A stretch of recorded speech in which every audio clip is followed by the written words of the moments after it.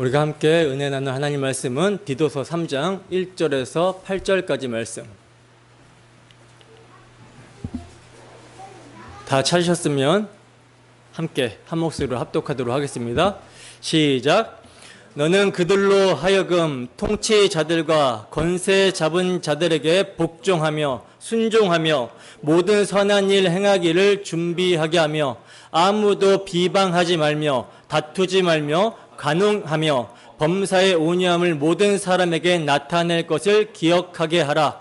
우리도 전에는 어리석은 자요, 순종하지 아니한 자요, 속은 자요, 여러 가지 정욕과 행락의 종로로 탄 자요, 악독과 투기를 일삼은 자요, 가증스러운 자요, 피차 미워한 자였으나 우리 구주 하나님의 자비와 사람 사랑하심이 나타날 때에 우리를 구원하시되 우리가 행한 바 의로운 행위로 말미암지 아니하고 오직 그의 긍휼하심을 따라 중생의 씻음과 성령의 새롭게 하심으로 하셨나니 우리 구주 예수 그리스도로 말미암아 우리에게 그 성령을 풍성히 부어주사 우리로 그의 은혜를 힘입어 의롭다 하심을 얻어 영생의 소망을 따라 상속자가 되게 하려 하심이라. 이 말이 밉부도다. 원하건대 너는 이 여러 것에 대하여 굳세게 말하라. 이는 하나님을 믿는 자들로 하여금 조심하여 선한 일을 힘쓰게 하려 함이라. 이것은 아름다우며 사람들에게 유익하니라. 아멘. 하나님의 나타난 은혜가 맺는 열매, 하나님의 나타난 은혜가 맺는 열매라는 제목으로 하나님 말씀 증거하도록 하겠습니다. 우리가 지난 시간에는 구주 하나님의 교훈을 빛나게 하기 위해 복음에 합당하게 행하는 삶을 가능하게 하는 동력에 대해서 사도가 말씀해 주시고 있는 내용을 자세히 살펴봤었습니다. 복음에 합당하게 행하는 삶의 동력, 힘은요, 우리에게서 나오는 것이 아니라 하나님께서 나타내신 그 은혜가 동력이 되어 살게 하신다라고 사도는 말씀해 주시고 있었죠. 그 나타나신 하나님의 은혜는 모든 사람에게 구원을 주시는 은혜였어요. 즉 실제적으로 죄의 사슬을 끊어내고 율법의 정죄에서 해방시키며 죽음과 사망의 권세에서 우리를 끌어내시는 실제적인 능력으로 나타난 은혜이며, 나아가 그 은혜는요, 단지 우리의 과거의 죄만을 덮어주고 용서해 주시는 선언에 머무는 것이 아니라 지금도 우리를 다스리시고 장차 나타날 영광의 날까지 우리를 양육하시는 하나님의 주권적인 은혜다라고 사도는 말씀해 주셨습니다. 그리고 그 은혜가 하나님의 백성을 위하여 자신의 몸을 내어주신 예수 그리스도의 십자가 대속에서 가장 분명하게 드러났으며, 그 은혜의 목적은 모든 불법에서 자기 백성을 속량하시고 깨끗하게 하사 선한 일에 열심을 내는 친백성이 되게 하는 것이다 라고 사도는 말씀해 주셨어요. 이렇게 나타난 하나님의 은혜는 사람을 구원할 뿐만이 아니라 반드시 양육하여 선한 일을 열심히 하는 친백성이 되게 하시기 때문에 사도는 디도에게 이 나타난 하나님의 은혜에 대해서 말하고 권면하고 모든 권위로 책망하라, 이렇게 말씀을 해 주셨던 겁니다. 그리고 이제 오늘 본문에서는요, 그 하나님의 은혜를 입은 자들이 실제로 이 세상 속에서 살아갈 때 어떠한 태도를 가져야 되며 왜 그렇게 살아야 되는지를 사도가 복음 안에서 설명해 주고 있는 내용이에요. 이렇게 살아가야 되는 이유는 단 하나죠.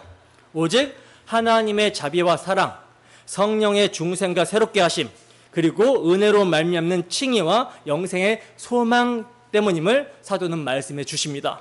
그러니까 여러분, 오늘 말씀을 통해 우리가 붙들어야 될 핵심은 분명합니다. 그리스도인의 선한 삶은요, 결코 내 결단과 노력에서 시작이 되지 않는다라는 거예요. 내 신앙의 열심이 아니라 철저히 하나님의 긍휼로 말미암는 새 창조의 열매라는 거죠. 하나님이 우리를 구원하신 그 은혜가 우리를 변화시키고 우리로 하여금 선한 일을 힘쓰게 한다라는 것입니다. 자, 그러면 이제 성령의 조명하심을 구하며 오늘 본문 말씀을 통해 그리스도인의 삶이 얼마나 철저히 하나님의 은혜로 시작되고 은혜로 지속이 되며 은혜로 열매 맺는 삶인지를 자세히 살펴보도록 하겠습니다. 본문 1절입니다. 함께 읽습니다. 시작. 너는 그들로 하여금 통치자들과 권세 잡은 자들에게 복종하며 순종하며 모든 선한 일 행하기를 준비하게 하며. 아멘. 보세요. 이제 사도는요, 하나님의 은혜를 입은 자들이 실제로 이 세상 속에서 살아갈 때 어떤 태도로 살아가야 되는지 디도에게 말씀을 해주시고 있어요. 너는 그들로 하여금 통치자들과 권세 잡은 자들에게 복종하며 순종하며 모든 선한 일 행하기를 준비하게 하라, 이렇게 명령을 합니다. 자, 여기서 통치자들과 권세 있는 자들은요, 단순히 특정한 정치인이나 인간 권력을 말하는 것이 아니에요. 통치자들과 권세로 번역이 된 아르케 엑수시아라는 단어는요, 바울 서신 전체에서 자주 사용이 되고 등장하고 있는 단어인데, 하나님께서 허락하신 통치 권위, 즉 하나님의 섭리 아래에 있는 질서를 가리킬 때 사용이 되는 단어입니다.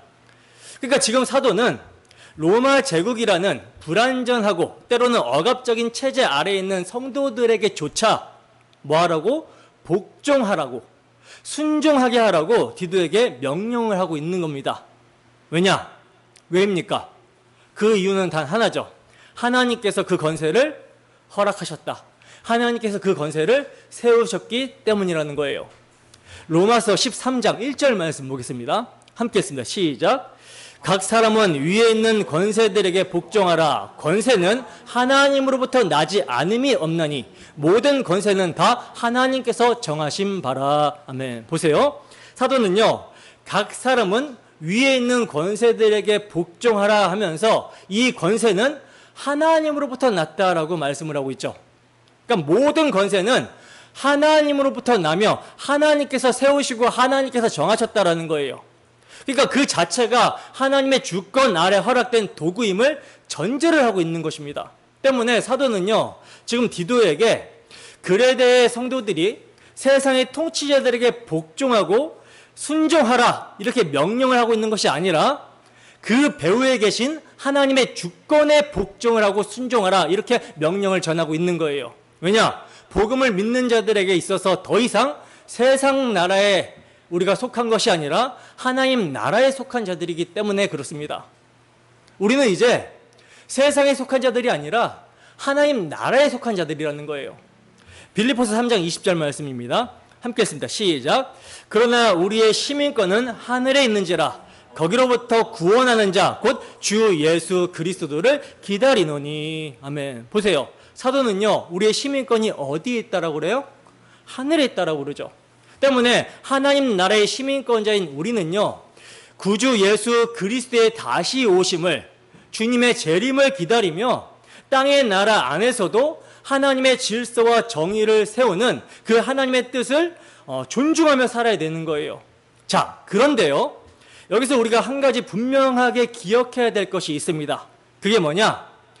복종이 곧 타협이 아니라는 것이며 순종이 곧 침묵이 아니라는 사실이에요.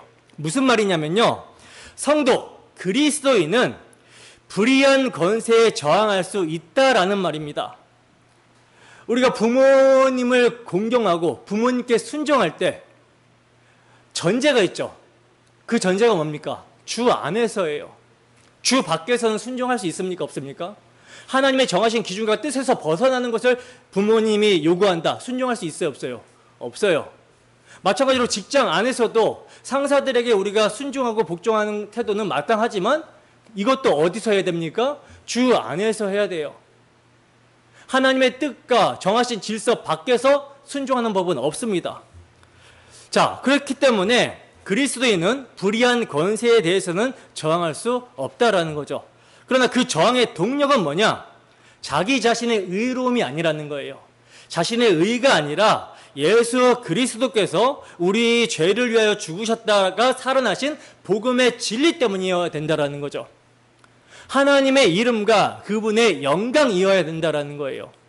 여러분, 우리는요, 복음 때문에 세상 권세 앞에 겸손히 복종해야 되는 것이고요, 하나님의 창조 질서와 진리를 훼손하고 침묵시키는 불의 앞에서는요, 그리스도의 이름으로 담대히 일어날 수 있어야 되는 겁니다.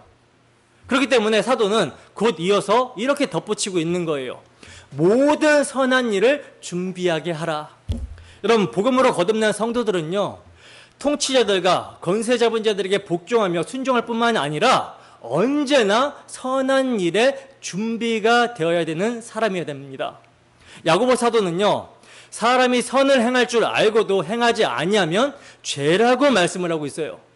그러니까 은혜를 입은 자는 자기만 거룩하면 된다라고 생각해서는 안 되는 것입니다. 우리는 자기 가족이나 공동체나 나라가 죄로 인해서 병들고 있을 때 그 자리에서 선한 영향력으로 파송된 존재가 성도라는 것을 결코 잊어서는 안 돼요. 기억해야 됩니다. 여러분, 지금 우리 시대는 공공의 선과 하나님의 뜻을 분리하려는 흐름 속에 빠져 있어요. 많은 그리스도인들이요, 나는 교회만 잘 다니면 돼 하면서 시민으로서의 책임, 나라를 위한 기도, 공동체를 위한 헌신에서 한 걸음 뒤로 물러서려는 유혹에 빠져 있습니다. 자유주의 신학에 물들어 있다는 거죠. 보통 심각한 문제가 아니라는 거예요. 그러나 하나님은요, 지혜자를 통해 잠언에서 뭐라고 말씀하시냐면, 성읍은 정직한 자, 즉 메시아 언약 안에서 의인이 된 자의 축복으로 인하여 진흥한다, 흥왕하게 된다라고 말씀합니다. 반대로 악한 자의 입으로 말미암아 무너진다라고 말씀을 하고 있어요. 그러니까 그리스도인의 역할이 엄청나게 중요하다라는 거죠. 이 나라 대한민국이 축복을 받으려면 주 예수의 피로 의인된 우리의 역할이 너무나도 중요하다라는 사실입니다. 그리고 우리 주님께서는 이렇게 말씀하셨죠. 너희는 세상의 뭐다? 소금이다. 그러니 세상의 부패를 막아야 된다. 그리고 너희는 세상의 뭐다? 빛이다. 그러니 세상의 어두움을 밝혀야 된다. 너희 빛이 사람 앞에 비치게 하여 그들로 너희 착한 행실을 보고 하늘에 계신 너희 아버지께 영광을 돌리게 해야 된다. 이렇게 주님께서는 말씀하시고 있어요. 그러니까 우리는 이 세상의 죄와 타락 앞에 침묵하는 시민이 아니라 하나님의 주권 아래서 살아가며 복음을 증언하는 선한 시민이어야 된다는 거죠. 하나님께서 우리에게 주신 국적과 자리와 역할은요, 복음 사역의 무대인 것입니다. 거기서 우리는 세상 사람들과 구별되어 다르게 살아야 된다는 거예요. 하나님의 뜻과 질서 안에서 살아야 된다는 거죠. 하나님의 말씀이 기준이 되어 질서를 세우고 불의에 맞서며 선을 준비하고 복음을 전파해야 되는 자들로 이렇게 살아야 된다라고 사도는 말씀하고 있는 거예요. 바로 이러한 삶이 은혜로 구원받은 백성에게 마땅한 삶이라는 것을 사도는 지금 말씀해 주시고 있는 것입니다. 자, 그렇다면 이제 마땅히 말씀 앞에서 우리를 세우고 질문을 던져야 되겠죠. 나는 지금 세상의 통치 질서 속에서 복음의 빛을 드러내는 존재로 살아가고 있는가? 내가 속한 공동체, 가정, 직장, 사회 속에서 하나님 나라의 시민의 정체성을 바르게 드러내고 있는가? 나타난 하나님의 은혜를 입은 자답게 정말 선한 일을 위해 실제적으로 준비된 사람으로 살아가고 있는가? 이것을 마땅히 질문해 봐야 되겠죠. 자, 이제 사도는요, 구체적으로 그 선한 삶이 어떤 태도로 드러나야 되는지 계속해서 설명해 주시고 있는데, 본문 2절입니다. 함께 읽습니다. 시작. 아무도 비방하지 말며 다투지 말며 관용하며 범사의 온유함을 모든 사람에게 나타낼 것을 기억하게 하라. 아멘. 보세요. 사도 바울은 이제 디도에게 그리스도인들의 삶의 언어와 태도, 곧 복음이 만들어내는 인격의 열매에 대해서 권면을 해주시고 있어요. 아무도 비방하지 말며 다투지 말며 관용하며 범사의 온유함을 모든 사람에게 나타내게 하라, 이렇게 명령을 하고 있죠. 여러분, 이 말씀은요, 단순히 좋은 성품을 갖추라고 하는 도덕적 교훈이 아닙니다. 이것은요, 복음을 믿는 자에게서 반드시 나타나야 되는 인격의 열매이며 성령의 역사로 인한 변화의 증거라는 거예요. 왜냐? 복음은 단지 우리의 과거를 덮어주는 선언에 그치지 않고 지금 이 순간 우리의 삶의 태도를 다스리는 하나님의 능력이기 때문이라는 거죠. 그렇기 때문에 사도 바울은요, 하나님의 나타난 은혜, 복음을 받은 자의 말과 태도에서 반드시 나타나야 될 변화를 이렇게 구체적으로 권면을 해주시고 있는 거예요. 우선 첫 번째로 아무도 비방하지 말라라고 권면을 해주시고 있는데, 여기서 비방은 단지 험담을 뜻하는 것이 아니에요. 그 사람의 존재 자체를 무너뜨리는 말, 하나님이 창조하신 자를 정죄하고 깎아내리는 파괴적인 언어를 가리킵니다. 야고보 사도는 말로 인한 비방의 파괴에 대해서 이렇게 증거를 하고 있어요. 야고보서 3장 6절과 8절 말씀입니다. 함께 읽습니다. 시작. 혀는 곧 불이요 불의의 세계라. 혀는 우리 지체 중에서 온몸을 더럽히고 삶의 수레바퀴를 불사르나니 그 사르는 것이 지옥불에서 나느니라. 혀는 능히 길들일 사람이 없나니 쉬지 아니하는 악이요 죽이는 독이 가득한 것이라. 아멘. 보세요 여러분, 혀는요 단지 의사소통의 수단, 도구가 아니라 사람을 살릴 수도 있지만 반대로 찢어버릴 수도 있고 무너뜨릴 수도 있는 무기라고 성경은 증거합니다. 그래서 사도 야고보는요 이 혀가 불이라고 말을 하고 있고 죽이는 독이라고까지 표현을 하고 있는 거예요. 그렇다면 혀로 내뱉는 이 비방을 성도는 어떻게 제어할 수 있을까요? 어떻게 제어해야 됩니까? 복음을 묵상함으로 제어할 수 있습니다. 어떻게 제어한다고요? 복음을 묵상함으로. 그러니까 복음은 이 죽이는 혀를 다스릴 수 있는 유일한 권세라는 거죠. 복음은요 단지 내 죄를 용서받았다라는 선언에 그치는 것이 아니라 내 존재의 가장 깊은 영역, 내 성품과 말투와 반응까지 변화시키시는 하나님의 능력이라는 거예요. 때문에 나타난 하나님의 은혜, 복음을 진실로 받은 자는요 그 마음과 생각이 변화를 받고요, 그래서 그 혀가 달라지고 말의 성향이 달라지고 누군가를 대하는 태도가 달라질 수밖에 없습니다. 왜입니까? 우리 주님이 당신의 삶으로 본을 보이셨고 나아가 성도에게는 우리 주 예수 그리스도의 마음이 누구로 말미암아? 성령으로 말미암아 부어진 바 되었기 때문이라는 거예요. 그래서 베드로 사도는 이 점을 이렇게 말씀을 하고 있어요. 베드로전서 2장 23절에서 24절 말씀입니다. 함께 했습니다. 시작. 욕을 당하시되 맞대어 욕하지 아니하시고 고난을 당하시되 위협하지 아니하시고 오직 공의로 심판하시는 이에게 부탁하시며 친히 나무에 달려 그 몸으로 우리 죄를 담당하셨으니 이는 우리로 죄에 대하여 죽고 의에 대하여 살게 하려 하심이라. 그가 채찍에 맞음으로 너희는 나음을 얻었나니. 아멘. 보세요. 예수님은요 십자가에 달리기까지 단 한마디도 자신의 분노나 억울함을 쏟아내지 않으셨다라고 말씀합니다. 끝까지 자신을 낮추시고 아버지께 맡기시며 참으셨고 오히려 자신을 십자가에 매단 자들을 위해 저들이 하는 일을 알지 못해서 그런다라고 하면서 아버지와 저들의 죄를 용서하여 달라고 용서를 구하셨어요.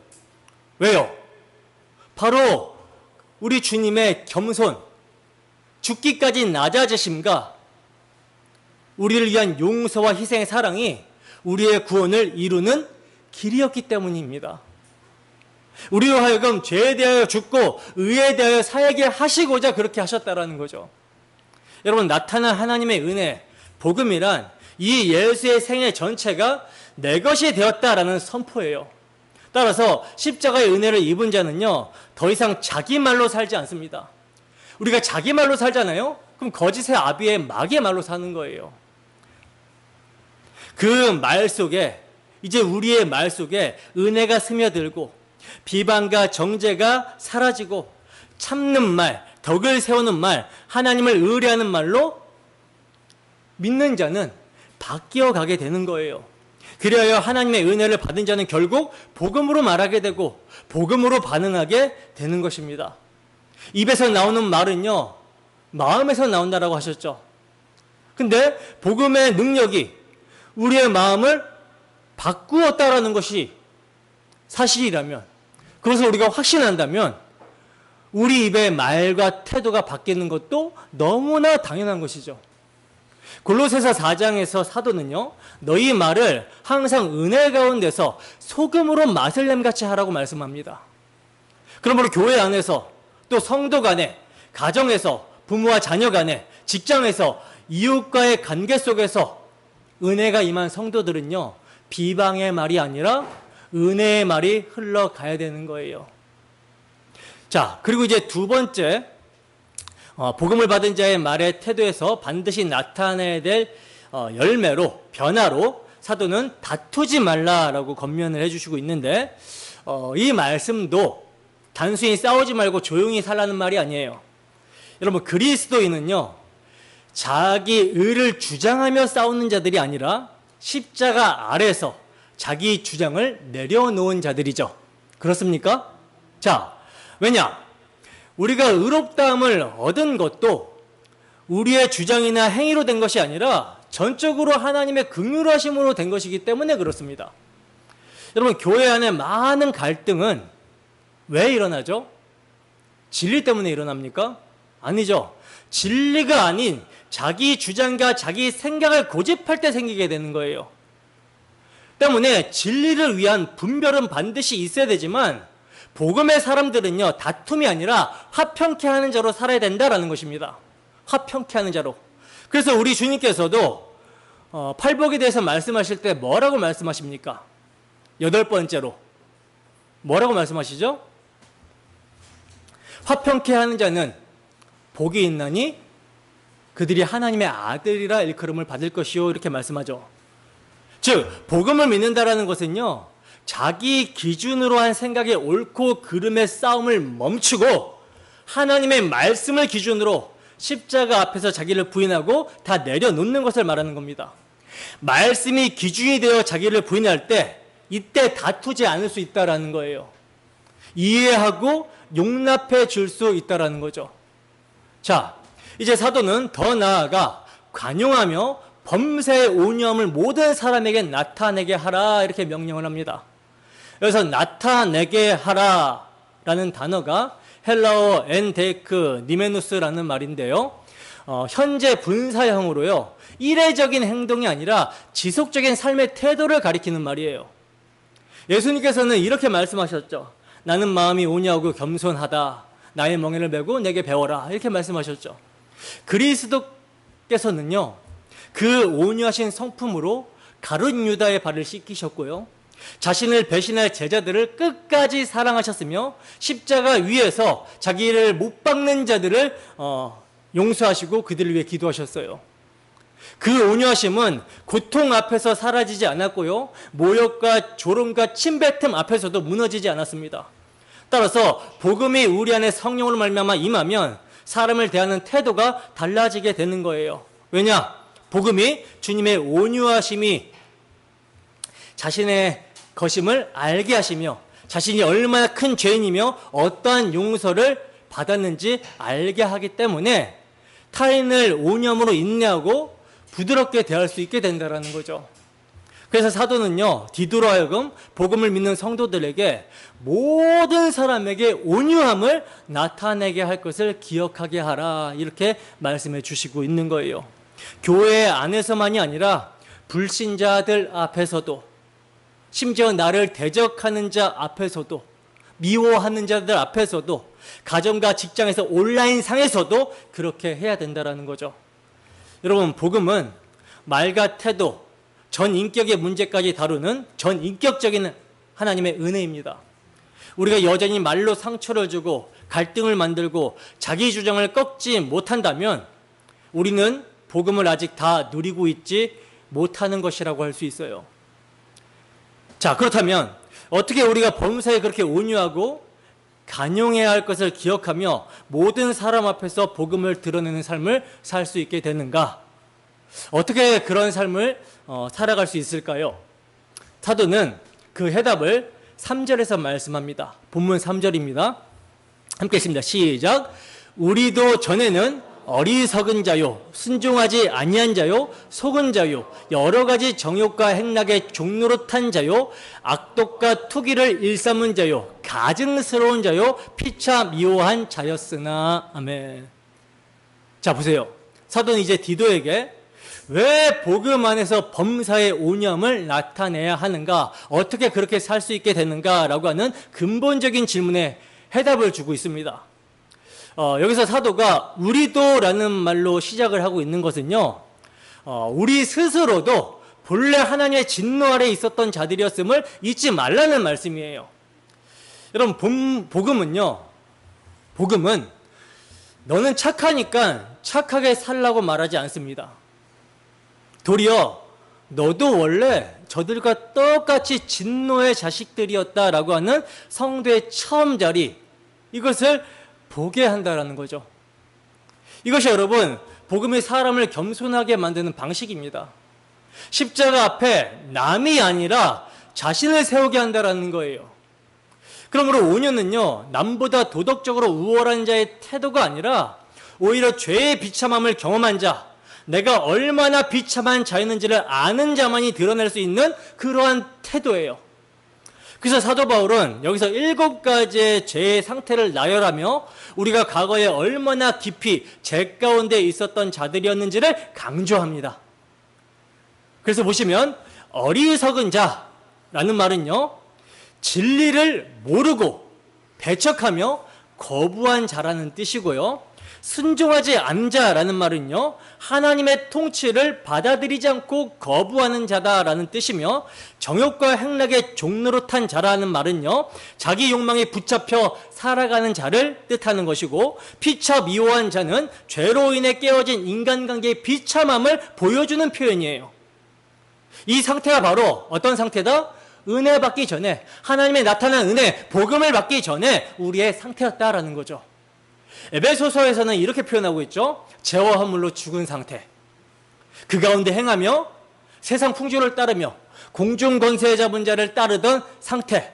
불순종의 아들들 가운데 역사하는 영을 따랐었던 그 상태로 말씀합니다. 육체의 욕심대로 행하며 육체와 마음이 원하는 것을 하여 본질상 진노의 자녀였던 상태. 바로 이러한 우리에게 긍휼이 풍성한 하나님께서는 은혜를 베풀어 주셨다라는 거죠. 은혜를. 받을 자격, 받을 공로 전혀 없는 자에게 호의로 은혜를 베풀어 주셨다라는 거예요. 그래서 이사야 선지자는요, 하나님의 은혜를 어떻게 말하냐? 우리는 다 양 같아서 그릇 행하여 각기 제 길로 갔거늘 여호와께서는 우리 모두의 죄악을 그에게 담당시키셨도다, 이렇게 말씀합니다. 그러므로 성도는요, 언제나 뭘 해야 됩니까? 내가 얼마나 큰 은혜를 받은 자였는지를 기억해야 된다는 거예요. 바로 이 기억이, 자신을 십자가 앞에 세움이 성도로 하여금 온유하게 만듭니다. 온유하게 만들어요. 이 기억이 다른 사람을 정죄하지 않고 긍휼히 여기는 마음으로 품게 한다라는 거죠. 사도는 고린도 교회를 향하여 하나님의 나라를 유업으로 받을 수 없는 자들의 목록을 나열한 뒤 이렇게 말을 하고 있어요. 너희 중에 이와 같은 자들이 있더니 주 예수 그리스도의 이름과 우리 하나님의 성령 안에서 씻음과 거룩함과 의롭다 하심을 받았느니라. 그렇습니다. 여러분, 복음은 우리를 정죄하는 말씀이 아니라 기억하게 하고 생각나게 하시는 말씀이라는 거예요. 너도 그랬다. 너도 은혜로 여기까지 왔다. 그러니 이제 온유함을 나타내며 인내하며 복음으로 살아내라는 것입니다. 여기서 우리는 중요한 복음의 원리를 다시 한번 붙잡게 되죠. 복음은요, 죄인을 향해 외치는 공의의 소리가 아니라 죄인 되었던 우리를 향한 하나님의 긍휼의 초청이라는 사실이에요. 내가 내 피로 공의를 만족하게 했으니 나의 긍휼과 나의 자비와 나의 은혜를 받아들여라. 그래서 복음의 은혜를 제대로 아는 사람은 절대로 사람을 정죄하는 자리에 서지 않습니다. 다만 그리스도 안에서 주어진 긍휼과 새 생명을 기억하며 은혜의 언어로 말하고 온유함으로 반응할 수밖에 없다라는 것이죠. 그렇기 때문에 여러분, 우리가 교회 안에서 또 가정 안에서 또는 공동체 안에서 누군가의 어떤 실수나 미성숙함을 대하게 될 때 반드시 기억해야 되는 거예요. 뭘 기억해야 됩니까? 바로 우리도 전에는 그러한 자였다라는 것을 기억해야 됩니다. 은혜 받기 이전에 그 기억이 우리 안에 살아있다면 우리는 쉽게 사람을 정죄하거나 비난하지 못할 거예요. 왜냐? 내가 그 죄에서 끌려 나왔기 때문이고 지금도 하나님의 은혜로만 살아가고 여기까지 왔기 때문이라는 것이죠. 그래서 우리는 배우자의 반복되는 실수를 바라볼 때나 자녀들의 미성숙함을 바라볼 때나 교회 공동체 안에서 연약한 이들의 부족함을 접할 때에도 자연스럽게 복음으로 반응하는 사람이 되어야 되는 것입니다. 정죄하는 언어보다 복음을 품는 온유한 태도로 그가 성숙해질 수 있도록 그 상태로 내버려 두는 것이 아니라 그를 위해 기도하며 인내하는 가운데 온유함으로 권하며 세워줄 수 있어야 된다라는 거예요. 이게 근데 참 말이 쉽죠. 정말 잘 안 됩니다. 우리는 수시로 뭘 까먹어요? 자신이 받은 은혜를 까먹어요. 입술로는 죄인 중에 괴수라고 막 고백하고 떠들면서 실제로 삶의 자리에서 용서해야 될 자리, 이해해야 될 자리, 용납해야 될 자리에서는 나는 의인이 되고 있어요. 그래서는 안 된다라는 거죠. 여러분들은 그렇다면 목사님 너는 잘하냐? 이렇게 물으실 수 있겠지만은 그건 제 몫이고 말씀을 저한테 적용시키지 마시고 여러분들 자신에게 적용시키세요.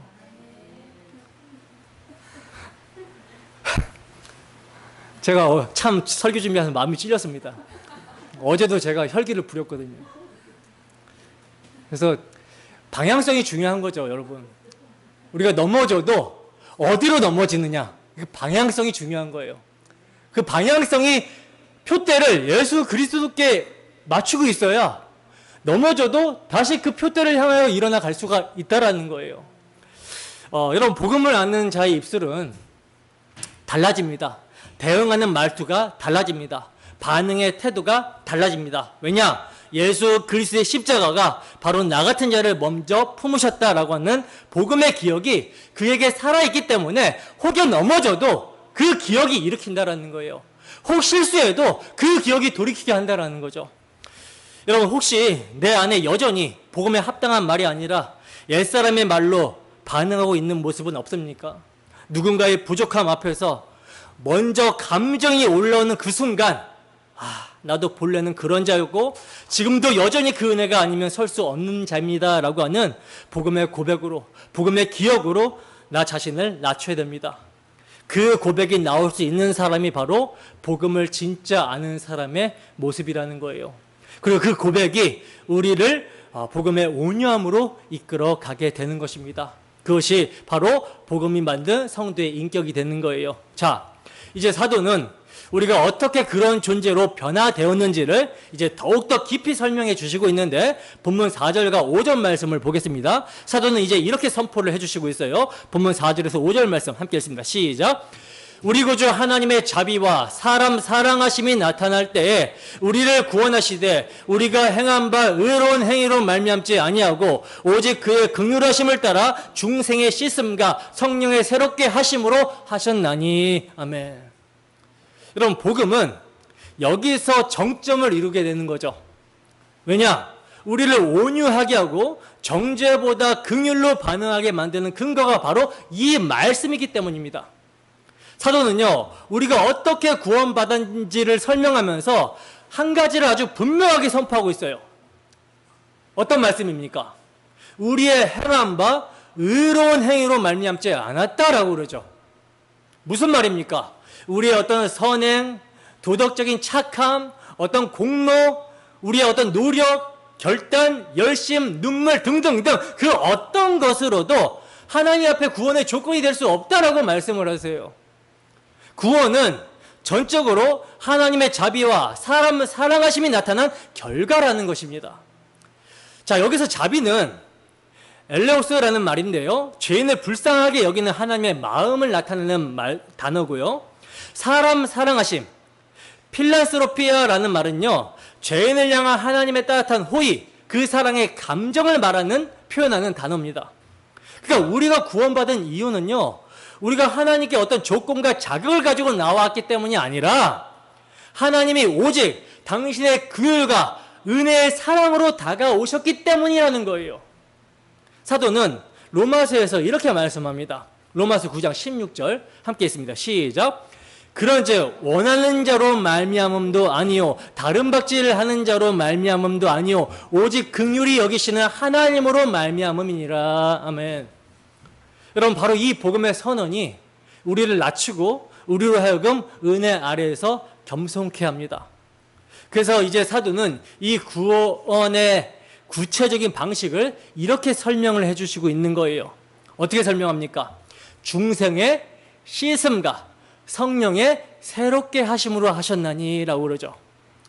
자, 여기서 중생은 여러분들이 잘 아시다시피 다시 태어나는 거예요. 곧 영적인 재창조를 말씀하고 있는 것인데, 요한복음 3장에서 예수님께서 니고데모에게 이렇게 말씀해 주셨죠. 사람이 물과 성령으로 나지 아니하면 하나님 나라에 들어갈 수 없느니라. 예수님의 이 말씀에서 물은요, 단지 세례 외적인 의식이 아니라 구약에서 반복적으로 등장하는 정결함과 씻음의 상징을 말하는 거거든요. 에스겔 선지자는 이 점을 이렇게 예언했어요. 에스겔서 36장 25절에서 27절 말씀입니다. 함께 읽습니다. 시작. 맑은 물을 너희에게 뿌려서 너희로 정결하게 하되 곧 너희 모든 더러운 것에서와 모든 우상 숭배에서 너희를 정결하게 할 것이며 또 새 영을 너희 속에 두고 새 마음을 너희에게 주되 너희 육신에서 굳은 마음을 제거하고 부드러운 마음을 줄 것이며 또 내 영을 너희 속에 두어 너희로 내 율례를 행하게 하리니 너희가 내 규례를 지켜 행할지라. 아멘. 여러분, 바로 이것이 중생의 씻음을 예표하고 있는 말씀이었어요. 죄로 더럽혀진 옛사람의 존재를 하나님께서 당신의 말씀과 성령으로 씻으시고 새롭게 하신다라는 것입니다. 그리고 이 씻음은요, 단순히 외적 변화나 감정적 감동이 아니라 죽은 자를 살려내시는 새 창조의 사건이라는 거죠. 그러므로 여러분, 복음은요, 단지 우리의 죄를 용서해주는 사면장이 아니라 죄인을 죽이시고 새로운 존재로 다시 태어나게 하시는 전인격적인 재창조, 새 창조 사건이라는 거예요. 바로 이 재창조가 누구의 사역이다? 성령의 사역이라는 것입니다. 예수님은요, 니고데모에게 다시 나지 않으면 이라고 하지 않으셨어요. 어떻게 하셨습니까? 물과 성령으로 나지 않으면이라고 말씀하셨죠. 이 말은 다시 태어나는 것도 성령의 주권적인 역사에 의한 것이다 라는 뜻입니다. 오늘 본문에서 사도의 편대로 하면 성령의 새롭게 하심이에요. 성령의 새롭게 하심. 새롭게 하심이란 말은요, 한 번의 사건이 아니라 계속해서 진행되는 현재형 은혜입니다. 그러니까 성령은 과거에만 역사하신 분이 아니라 지금 우리 안에서 말씀을 통해 역사하시고 또 기도를 통해 우리를 깨우시고 고난 중에서조차 하나님의 자녀로 합당하게 우리를 빚어가시는 그러한 분이 누구다? 성령이시라는 거죠. 늘 새 생명 가운데 새로운 피조물로 살게 하시는 분이 성령이라는 것입니다. 그러니까 여러분, 복음은 과거에 단 한 번 일어난 사건으로만 머무는 것이 아니라 복음은 지금도 우리 안에 살아 역사하고 계시는 성령의 능력이라는 거예요. 성령은요, 항상 복음의 말씀으로 역사합니다. 하나님은 단지 우리를 정죄에서만 건져내신 것으로 끝내지 않으셨어요. 우리가 더 이상 죄에서 머물지 않도록 매일의 삶 속에서 죄와 싸우고 이기며 거룩함을 향해 나아가도록 성령을 주셨습니다. 성령을 보내주셨어요. 그래서 성령의 새롭게 하심은요, 과거 한순간의 역사로 끝나는 것이 아니라 우리의 매일매일의 생각과 말과 태도와 방향을 바꿔 나가시는 하나님의 은혜로운 손길이라는 거죠. 자, 그러면 여러분, 우리는 지금 이 말씀 앞에 또 자신을 마땅히 세워야 되는 것이죠. 나는 지금도 성령의 새롭게 하심을 경험하고 있는가 자신을 세워야 되는 거예요.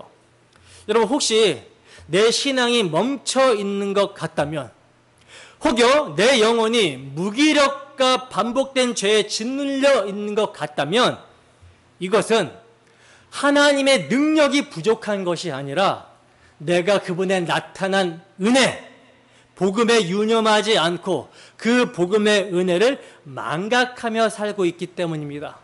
이거는 너무나도 분명한 사실이에요. 은혜의 수단을 활용하지 않고 은혜의 자리에 나오지 않고 멀리 떨어져 있기 때문에 이러한 현상이 나타나는 거예요.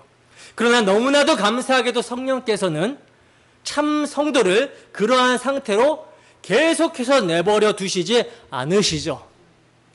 내가 주님을 붙잡고 있는 것이 아니라 내 어떤 행위와 노력, 공로로 인해서 주님께서 나를 구원하신 것이 아니라 주님이 나를 붙들고 있기 때문에 주님의 은혜로만 나를 구원하시는 것이기 때문에 모든 일에 합력하여 무기력한 신앙 속에서 다시 복음을 붙들고 회복을 위해 눈물을 흘리게 하시며 기도하게 하시며 새롭게 하심을 경험케 하신다라는 거예요. 그래서 내 힘으로 도저히 끊어낼 수 없는 죄악에서 이 죄악을 성령의 조명으로 밝혀주시며 또 눈을 들어 나 자신에서 눈을 들어 그리스도의 십자가를 보게 하심으로 말미암아 우리의 현실, 나는 죄 가운데 정죄에 빠져 있는 자가 아니라 사탄의 정죄와 참소를 당하는 자가 아니라 그리스도께서 이미 나 같은 죄인을 위해서 영원한 속죄 속량을 해주셨구나 라는 사실을 붙들고 일어나게 하신다라는 거예요.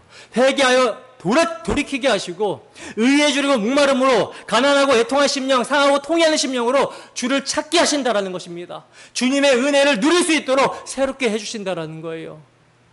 그래서 여러분, 복음은요, 사람을 바꾸는 능력이 되는 거예요. 그리고 그 능력은 오늘도 우리를 만지시고 우리를 다루시고 우리를 세워가고 있습니다. 그러므로 우리의 구원은 결코 우리의 자랑이 될 수 없으며 오직 하나님의 자비와 긍휼만 드러나게 되는 전적인 하나님의 은혜일 뿐이라는 거예요. 그렇기 때문에 여러분, 선줄로 아는 자 넘어질까 조심하라고 성경은 증거하고 있는 것입니다. 나에게 은혜가 은혜되고 있는가 늘 자신을 살펴야 된다는 거죠. 자, 그리고 이제 사도 바울은요, 이 놀라운 은혜가 우리 안에 어떤 열매를 맺었는지를 6절과 7절에서 계속해서 설명해 주시고 있습니다. 본문 6절에서 7절 말씀입니다. 함께 읽습니다. 시작. 우리 구주 예수 그리스도로 말미암아 우리에게 그 성령을 풍성히 주사 우리로 그 은혜를 힘입어 의로부터 하심을 얻어 영생의 소망을 따라 상속자가 되게 하려 하심이라. 아멘. 보세요. 사도는요, 앞선 구절에서는 하나님의 자비와 성령의 새롭게 하심으로 우리가 구원을 받았다라고 말한 뒤 이제 그 구원의 결과를 이어서 증거해 주시고 있어요. 여기서 세 가지 복음의 열매를 분명히 사도는 선포해 주시고 있는데 첫 번째가 뭡니까? 성령을 풍성히 부어주셨다라고 그러죠. 풍성히.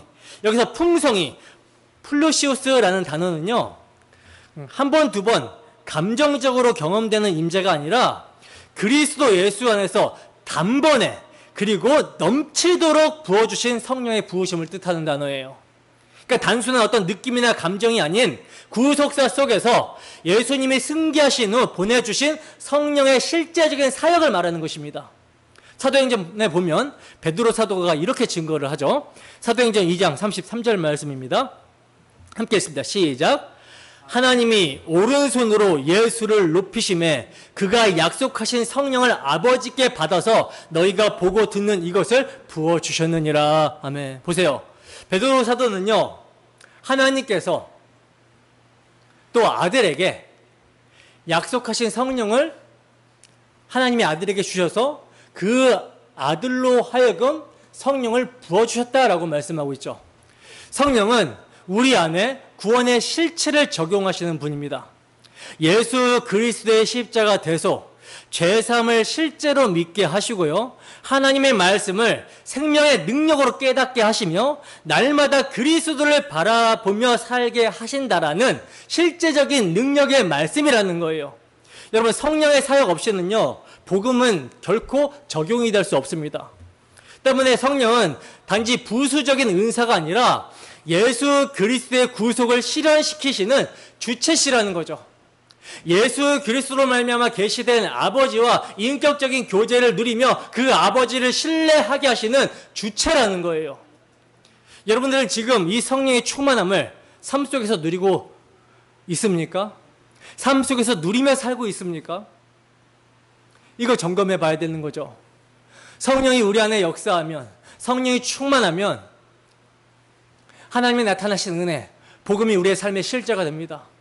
그러면 모든 두려움은 사라지게 되는 거예요. 미래의 염려, 걱정, 불안 이런 것들이 사라지게 된다는 거죠. 왜? 우리에게 누가 계시니까 천지를 창조하시고 지금도 피조물을, 피조세계를 주권적으로 섭리하시며 다스리시며 통치하시며 인간의 생사화복을 주관하시고 다스리시며 악한 죄를 몸과 영혼을 지옥불에 쳐넣으실 그런 하나님이 우리의 아버지가 되신다라는 사실로 말미암아 실제로 은혜와 평강을 누릴 수 있게 된다라는 거예요. 그렇기 때문에 성령의 충만함이 우리의 삶 가운데 있는지 점검해 보시기 바랍니다. 자, 그리고 선포되고 있는 복음의 열매를 둘째로 사도는 의롭다 하심을 얻었다라는 말로 선포하고 있어요. 그래서 그의 은혜를 힘입어 의롭다 하심을 얻어라고 말씀하고 있죠. 여기서 얻어라는 말은요, 단순히 의롭다라고 하는 선언을 듣는 것을 넘어서 이제 우리는 하나님의 법정에서 완전히 의인으로 간주가 되고 받아들여지게 되었다라는 뜻입니다. 로마서 5장 1절은 이렇게 선포합니다. 로마서 5장 1절 말씀입니다. 함께 읽습니다. 시작. 그러므로 우리가 믿음으로 의롭다 하심을 받았으니 우리 주 예수 그리스도로 말미암아 하나님과 화평을 누리자. 아멘. 여러분, 이 칭의, 하나님께서 우리를 의롭다고 칭해 주신 거, 법정적으로 땅땅 너는 이제 무죄다, 의인이다 이렇게 칭해 주심은요, 우리의 열심이나 우리의 회개의 진실성에 기초하지 않습니다. 오직 예수 그리스도의 공로, 십자가의 죽으심과 그 부활의 확증 안에서 이미 완성된 하나님의 의에 기초한다라는 거죠. 그래서 믿음은 무엇을 이루는 수단이 아니라 이미 이루어진 그리스도께서 이루신 구속을 받는 통로예요. 속량하심의 은혜를 받는 통로예요. 여러분은 지금 무엇을 붙들고 의롭다고 확신하십니까? 여러분들의 행위입니까? 아니면 주님의 십자가입니까? 주님의 십자가야 되는 거예요. 주님의 십자가를 붙드셔야 되는 거예요. 주님께서 우리를 위해 흘리신 피를 붙드셔야 되는 거예요. 그 피가 하나님과 화목하게 합니다. 그 피가 하나님 앞에 담대하게 나아가게 합니다. 마지막으로 복음의 열매 셋째로 사도는 영생의 소망을 따라 상속자가 되었다라고 선포합니다. 상속자라는 단어는요, 단순한 신분 변화를 넘어서 하나님 나라의 모든 기업이 이제 우리의 몫이 되었다라고 하는 선언이에요. 그래서 바울 사도는 로마서 8장 17절에서 이렇게 말씀합니다. 자녀이면 또한 상속자, 곧 하나님의 상속자요 그리스도와 함께한 상속자니. 아멘. 여러분, 이 말씀은요, 지금 현실의 고난 속에서, 또 현실의 박해 속에서, 현실의 어려움 속에 속한 성도들이 결코 잊지 말아야 될 성도의 정체성입니다. 그 사도는 성도를 위해서 기도할 때 에베소서에서 어떻게 기도를 하고 있죠? 마음의 눈을 밝혀주시사 부르심의 소망을 알게 해달라고, 성도 안에서 그 기업의 영광의 풍성함을 알게 해달라고 기도를 하고 있어요. 감옥에 갇힌 바울 사도가 지금 고난 가운데 있잖아요. 핍박 가운데 있잖아요. 근데 오히려 성도들을 위해서 이렇게 기도를 해줍니다. 부르심의 소망을 알게 해달라고, 하늘의 기업의 영광이 무엇인지를 알게 해달라고. 그러니까 우리는 단지 용서받은 죄인이 아니라 하나님의 후사, 상속자로 영원한 기업을 기다리는 자들이라는 거예요. 그러니 낙심할 필요가 있다 없다? 없다라는 거죠. 우리 하나님은요, 만유보다 크십니다. 아직 다 이루지 못한 것 같아 보여도 성령께서 우리 안에서 보증이 되셔서 우리를 영광으로 인도하고 계신다라는 거죠. 믿음이 이것을 확증하잖아요. 여러분, 이 모든 것이 하나님의 은혜요, 오직 복음의 능력으로 주어지게 된 열매입니다. 자, 이제 사도는 이 복음을 바르게 증거해야 되고 그 열매를 나타내는 일이 얼마나 중요한지를 마지막 8절에서 강력하게 강조합니다. 본문 8절입니다. 함께 읽습니다. 시작. 이 말이 밉보도다. 원하건대 너는 이 여러 것에 대하여 굳세게 말하라. 이는 하나님을 믿는 자들로 하여금 조심하여 선한 일을 힘쓰게 하려 함이라. 이것은 아름다우며 사람들에게 유익하니라. 아멘. 여러분, 사도는요, 지금 단순히 겉면을 반복하고 있는 것이 아니에요. 뭐라고 말씀합니까? 이 말이 밉부도다라고 그러죠. 밉부도다. 이건 사도 바울이 복음의 핵심 진리를 선포할 때마다 사용하는 강력한 표현인데, 신실하다. 절대 결코 흔들리지 않는다. 반드시 그렇게 된다라는 뜻입니다. 그러면 이 밑분 말씀이 어떤 말인가? 바로 지금까지 계속 사도가 말씀해 주시고 선포해온 복음, 곧 하나님의 자비와 사람 사랑하심, 성령의 중생하심과 새롭게 하심, 예수 그리스도로 말미암아 성령을 풍성히 부어주심, 의롭다 하심, 그리고 영생의 상속자 되게 하심. 이 모든 은혜의 구원을 가리키는 말이에요. 밑부신 말씀. 바로 이 복음이 밑부다. 즉 확실한 견고한 진리라는 것입니다. 결코 그 누구도 흔들 수 없는 진리. 그래서 사도는 이 밑부고 흔들릴 수 없는 복음을 전하라고 하면서 디도에게 이렇게 명령합니다. 어떻게 명령합니까? 굳세게 말하라. 그러니까 강력하고 지속적이며 확증하며 말하라는 뜻이에요.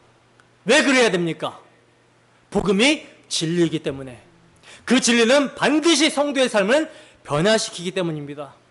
여기서 우리는 매우 중요한 복음의 원리를 보게 되는데, 그게 뭐냐? 복음은요, 그냥 지적인 정보가 아니라 생명이라는 거예요. 즉 복음은 단지 지식으로 끝나지 않고 반드시 삶으로 열매를 맺게 하신다라는 사실입니다.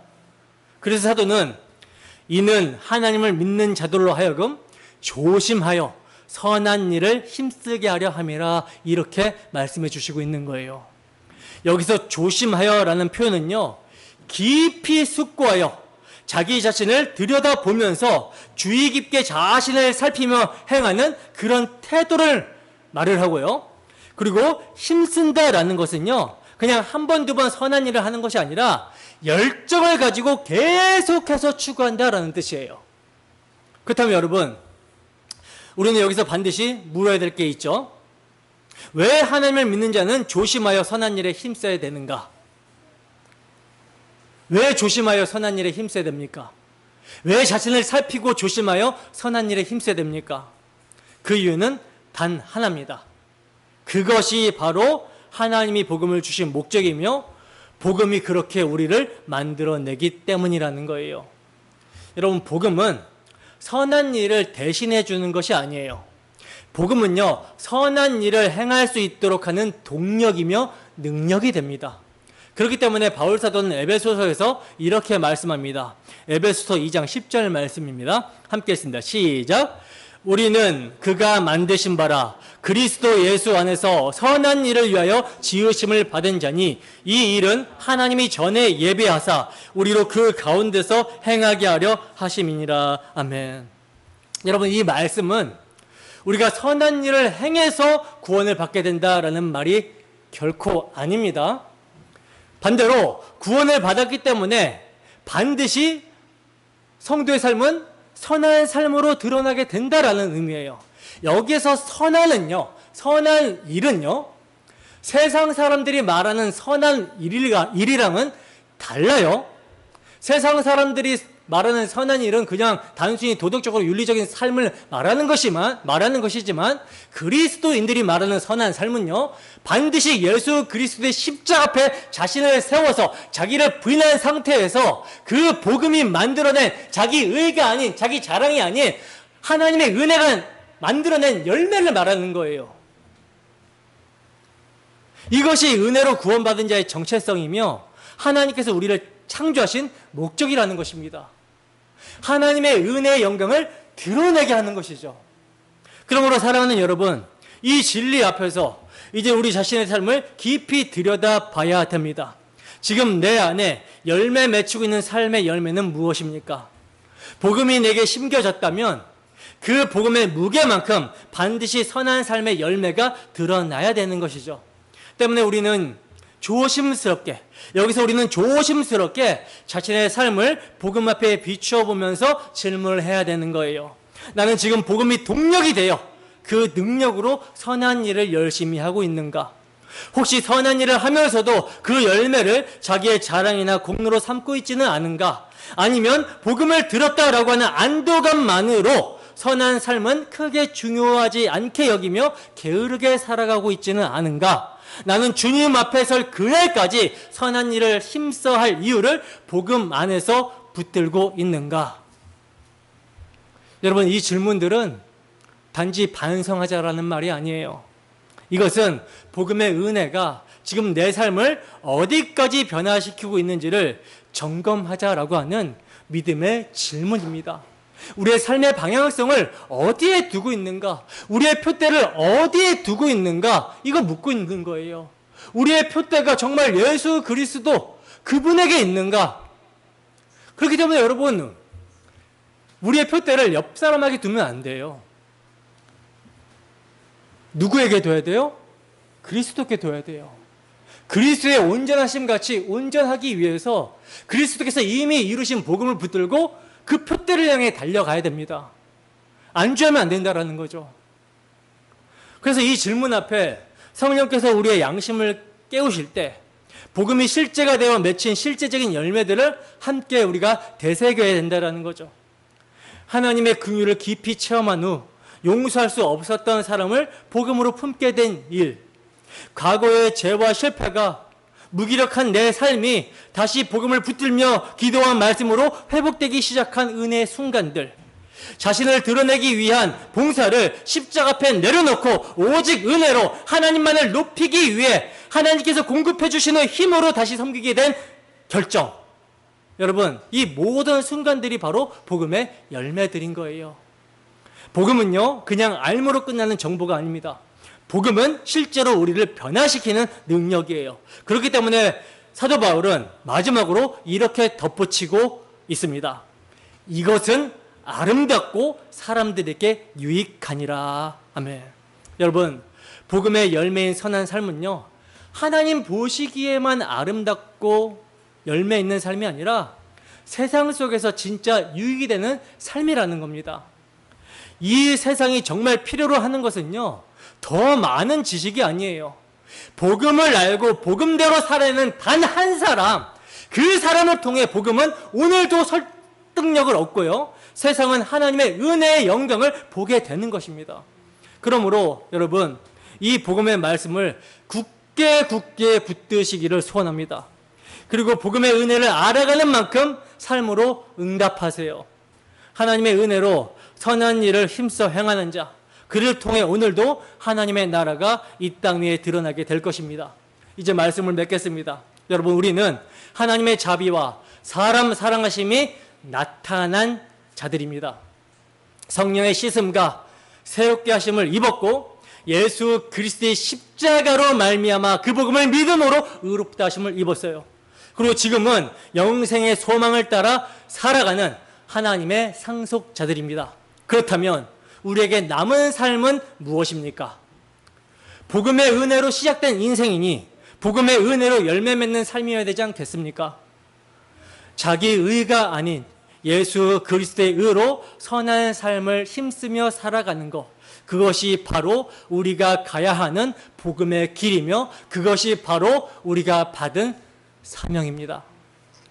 한 주도 주 성령의 인도하심 가운데 복음의 능력으로 하나님이 우리에게 베푸신 은혜와 영광을 나타내는 자로 살아가는 복 있는 우리 모두가 되기를 주님의 이름으로 축원합니다. 기도하겠습니다.